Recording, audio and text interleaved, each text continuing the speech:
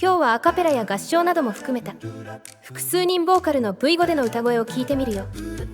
スノは複数人ボーカルがすごい苦手で、残念だけど V 語環境でも相変わらずだった。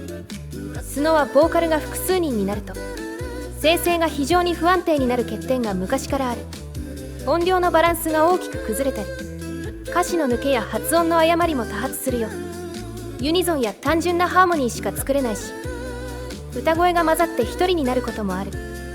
そんな欠点は V 語でも相変わらずあるよ。まだ実用的に使えるレベルではないかな。まあそれはともかくせっかく調べたから V 語での複数人ボーカルの曲を紹介していくよ。デュエットはボーカルが2人になる効果。一番単純な複数人ボーカルだね。音域に差があるから基本的には女性と男性の2人になりやすいけど、曲の女性要素男性要素が強いと女性2人や男性2人の歌にもなるよ。ボーカルグループはボーカルが複数人になる。かなりユニゾンになりやすい傾向があるよ。要するにみんなで同じメロディーをただ歌うだけのような曲になりやすい。逆にボーカルアンサンブルはハーモニーを作りやすい性質がある。複数のボーカルが別のメロディーを歌う、そんな曲ができやすくなるよ。それじゃ実際にどんな歌声になるか、実例を聞いて確かめてみようか。みんなの声が風になる。星空の下で踊る光、涙の後も笑いに変わる。この夜は手をつないで進むだけ。未来はきっと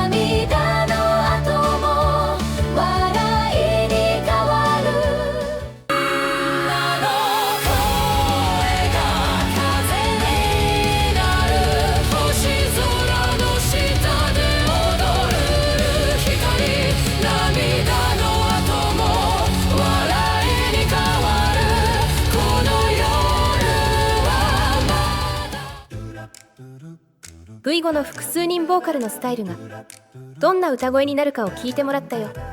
うまく生成できた曲を選んだけど、それでもちょっと不安定さは感じだと思う。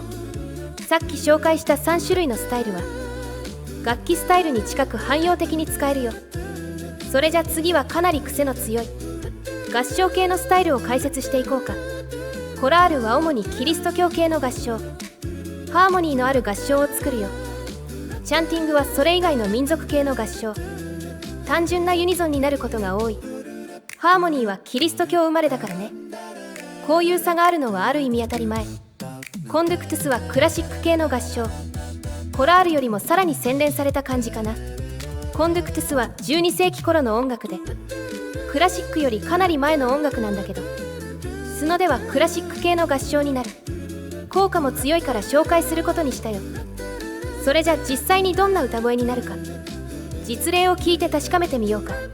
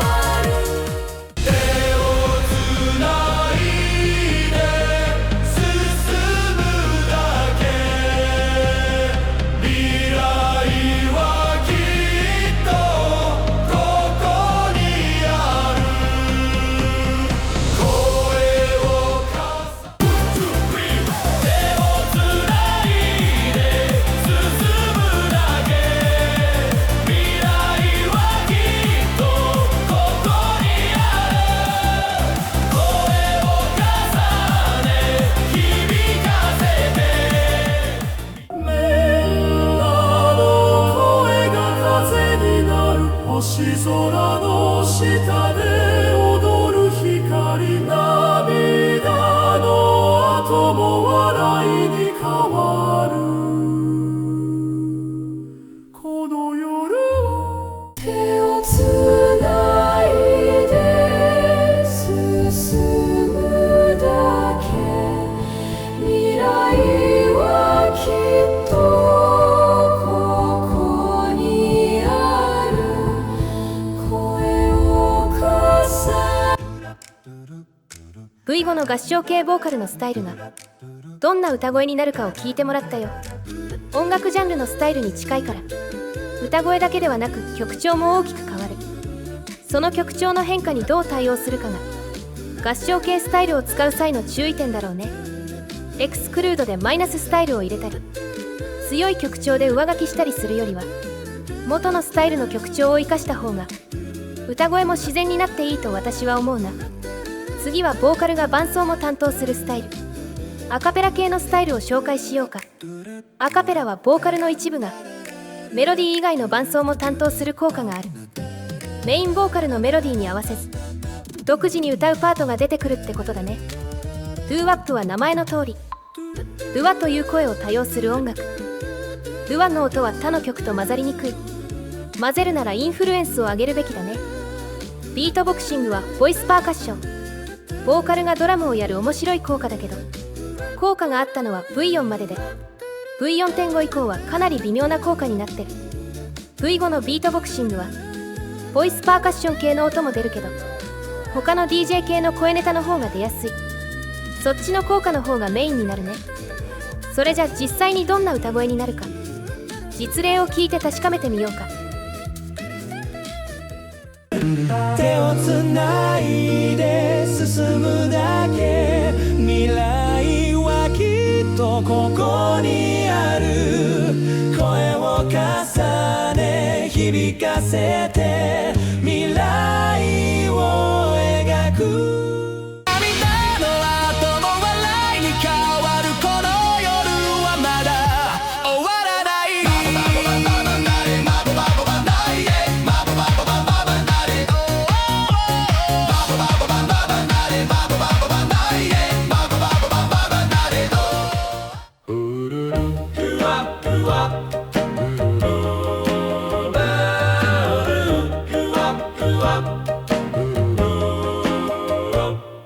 遠くの街も聞こえるメロディー心がパパパパパ